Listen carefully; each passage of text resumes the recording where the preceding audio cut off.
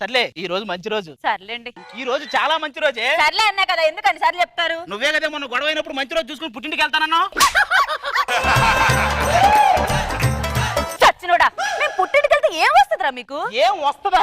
ఈ Dasara, Deepavali, new year ఇవన్నీ మాకు చిన్న పండగలే. మూరు పుట్టింటికి వెళ్తారు చూసావా, అదే చాలా పెద్ద పండగ. అసలు క్యాలెండర్ లో అన్ని పండగలతో పాటు పెళ్ళాం పుట్టింటికి వెళ్ళిందనే పండగ కూడా యాడ్ చేయాలండి.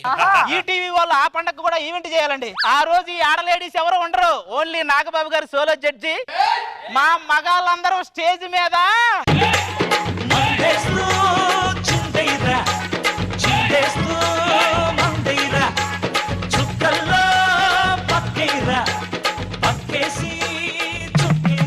స్కిట్ లో స్కోప్ లేదంటే మీరే స్కోప్ ఎత్తుకొని వచ్చారా?